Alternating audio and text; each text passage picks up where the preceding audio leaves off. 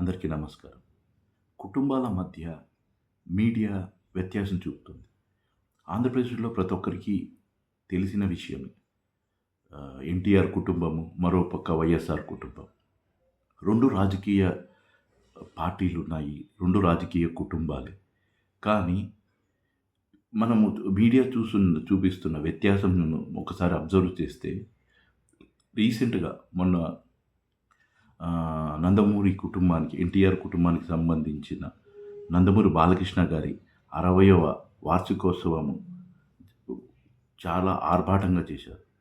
ఆ ఈవెంట్‌లో, ఆ వార్షికోత్సవంలో ఎన్టీఆర్ కానీ, కళ్యాణ్ రామ్ కానీ పాల్గొనలేదు. ఎందుకు పాల్గొనలేదు? మీడియా ఎందుకు ప్రశ్నించలేదు?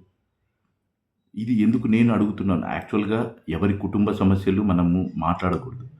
ఒక మనము ఎవరి కుటుంబ సమస్యలు వాళ్ళకుంటాయి. ప్రతి ఒక్క కుటుంబంలో వారి సమస్యలుంటాయి. కానీ మీడియా చూపిస్తున్న వ్యత్యాసం వల్ల ఈరోజు దాని గురించి డిస్కస్ చేయాల్సొచ్చింది. ఇప్పుడు ఎన్టీఆర్ కుటుంబంలో వీళ్ళిద్దరు ఎందుకు ఆబ్సెంట్ అయ్యారు? ఎందుకు అటెండ్ అవ్వలేదు? అనేది మీడియా ఎందుకు ప్రొజెక్ట్ చేయట్లేదు? అనేది నేను అడుగుతున్న క్వెషన్.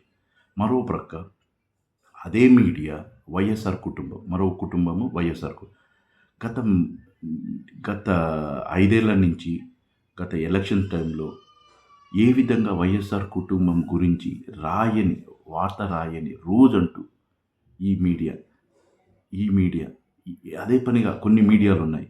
మళ్ళా వాళ్ళ పేర్లు మీడియాలు చెప్పడం వల్ల అందరికి తెలిసిన మీడియానే, ప్రత్యేకంగా చెప్పాల్సిన మీడియా ఏం కాదు. ఎందుకు ప్రతిరోజు వైఎస్ఆర్ కుటుంబంలో ప్రతి ఒక్క కుటుంబంలో ఏదో ఒక సమస్య ఉంటుంది. వాళ్ళ కుటుంబ సమస్యలో వాళ్ళు ఏదన్నా ప్రెస్ మీట్ పెట్టి వాళ్ళు చెప్తే రాయడం వల్ల తప్పేం లేదు. ఊహించి కల్పితాలు, విషపు రాతలు రాయడం వల్ల ఎంత ఇబ్బంది కలుగుతుంది కుటుంబ సమస్యలు. నేనేమంటున్నానంటే, ఎన్టీఆర్ కుటుంబానికి ఏ విధంగా మనము కుటుంబాన్ని వాల్యూ ఇస్తున్నాము, వైఎస్ఆర్ కుటుంబం కూడా, వాళ్ళు కూడా ప్రజల కోసం సేవ చేసిన వాళ్ళే కదా.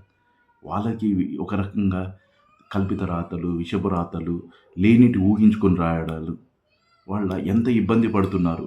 మైట్ బి జగన్మోహన్ రెడ్డి ప్రతి ఒక్కటి చంద్రబాబు మాదిరిగా చెప్పడు. ఆయన కొన్ని విషయాల్లో మాత్రమే ప్రజల ముందుకు రావాలనుకుంటాడు. అందుకని ప్రతి ఒక్కటి ఆయన మాట్లాడడం లేదులే అని చెప్పి ఇష్టం వచ్చినట్టు మీడియా రాసుకోవడం వల్ల మీడియా ప్రాధాన్యత తగ్గుతుంది. మీడియా ప్రాధాన్యత ఎందుకు తగ్గుతుందంటే, ఫోర్త్ ఎస్టేట్ అంటే మన రాజ్యాంగంలో మీడియాకు ఒక పెద్ద వాల్యూ ఇచ్చారు. ఫోర్త్ ఎస్టేట్ అని మీడియాకు. మీడియాలో కూడా చాలా ఉన్నాయి. ఎంటర్టైన్మెంట్ మీడియా ఉన్నాయి. దాంట్లో చాలా సీరియల్స్ వస్తాయి, కుటుంబ సమస్యలు వస్తాయి. ఆ ప్లాట్ఫామ్ మీద రావచ్చు. న్యూస్ మీడియా అనేది దానికి ఒక ప్రాధాన్యత ఉంది. దానికి ఒక జర్నలిస్ట్ ఉంటారు. జర్నలిస్టులకు ఒక వాల్యూ ఉంది.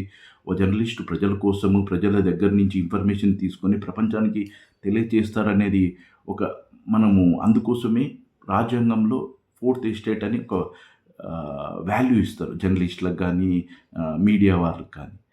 ఇప్పుడు సోషల్ మీడియా వచ్చాక ఈ జర్నలిస్టులకు కంటే సోషల్ మీడియా నెటిజన్సే ఎక్కువ డీప్‌గా ఇన్వెస్టిగేట్ చేసి ప్రతి ఒక్క కింది లెవెల్‌లో ప్రజలకు జరుగుతున్న ఇబ్బందిని క్షణాల్లో మన సోషల్ మీడియా డిఫరెంట్ ప్లాట్‌ఫామ్స్‌లో ప్రజలకు తెలియజేస్తున్నారు. With evidence. కల్పితాలు కాదు, ఊహలు కాదు, ఎవిడెన్స్‌తో పెడుతున్నారు.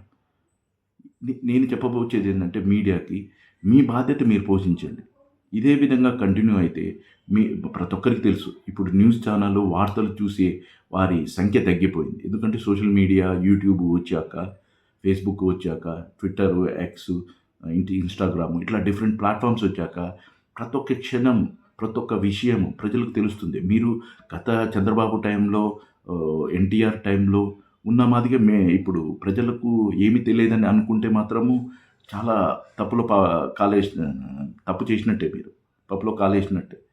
సో, మారండి. జర్నలిస్టులు అనేది కుటుంబం వరకే చూడండి. రాజకీయ పార్టీ ఇప్పుడు టీడీపీ ఉంది. టీడీపీ రాజకీయ పార్టీ. చంద్రబాబు, టీడీపీ నాయకులు వైఎస్ఆర్ కుటుంబం గురించి, వైఎస్ఆర్ గురించి మాట్లాడుతున్నారంటే వాళ్ళకు రాజకీయ పార్టీ, వాళ్ళు మాట్లాడుకుంటారు. అది ఒక పార్టీ సిద్ధాంతం, అది ఐడియాలజీ ప్రకారం వాళ్ళు మాట్లాడుకుంటారు, వెళ్తారు. మీడియా పార్టీ కాదు కదా. మీడియా అనేది ప్రజల సమస్యలు, ప్రజల గురించి మాట్లాడాల్సిన విషయం. ప్రజల గురించి మాట్లాడేది టోటల్‌గా మర్చిపోయి ఒక పార్టీకి, ఒక నాయకుడికి, ఒక సామాజిక వర్గానికి కొమ్ము కాయడం అనేది కరెక్ట్ కాదు. మీడియా అనేదానికి వ్యత్యాసం వద్దు.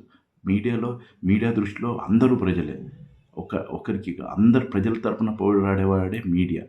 సో, నేను కోరుకునే రిక్వెస్ట్ ఏందంటే, మీ ఫోర్త్ ఎస్టేట్‌కు అనే వాల్యూ ఇచ్చిన దానికి మీరు కాపాడుకోండి. మీరు ఈ విధంగా చేస్తే ఇంగ గ రాబోయే కాలాల్లో సోషల్ మీడియాకే ఫోర్త్ ఎస్టేట్ ప్రాధాన్యత ఇవ్వాల్సొస్తుంది జర్నలిస్ట్‌ల కంటే. జర్నలిస్ట్‌లకు ఒక వాల్యూ ఉంది. జర్నలిస్టులకు ఇప్పటికీ వాళ్ళు చెప్పే వార్తలను ఇప్పటికీ నమ్ముతారు. కానీ మీకు ఒక బెస్ట్ ఎగ్జాంపుల్ చెప్తాను. గతంలో ప్రభుత్వంను విమర్శిస్తూ ఈనాడు రామోజీరావు, అప్పుడు రామోజీరావు బతికే ఉన్నారు.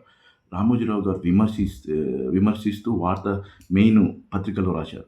దాని గురించి ప్రభుత్వం వివరణ అడిగితే ఈనాడు రామోజీరావు గారు అంటే వాళ్ళ పత్రిక ద్వారా ఇచ్చిన రిప్లై అంటే సోషల్ మీడియాలో వచ్చింది కాబట్టి మేము వార్త ప్రచురించామన్నారు. అంత ఎక్స్‌పీరియన్సు, అంత మంది జర్నలిస్టు ఉండి, ఒక ఎంక్వైరీ చేయకుండా, దాన్ని ధృవీకరించుకోకుండా ఏ విధంగా మీరు ప్రచురిస్తారు? ప్రభుత్వాన్ని విమర్శిస్తారు. ప్రభుత్వానికి చెడ్డ పేరు తేవాలని రాయడం వల్ల, మళ్ళా దాన్ని నేను సోషల్ మీడియా ద్వారా చేయడం వల్ల, మీరు సోషల్ మీడియాకి ప్రాధాన్యత ఇస్తున్నారు కానీ, మీ వాల్యూని తగ్గించుకుంటున్నారు. సో, జర్నలిస్టులకు నేను చెప్పేదేందంటే, మీ వాల్యూ మీరు నిలుపుకోండి. ప్రజల తరపున పోరాడండి. సమాజానికి మేలు చేయండి. చాలా విషయాలు ప్రపంచానికి తెలియట్లేదు. మన ప్రపంచానికి తెలిసే విధంగా ప్రజా సేవకు అందరం అంకితమవుదామని ప్రతొక్క జర్నలిస్టుకు, ప్రతొక్క మీడియా సంస్థకు నా కృతజ్ఞతలు, అభినందనలు.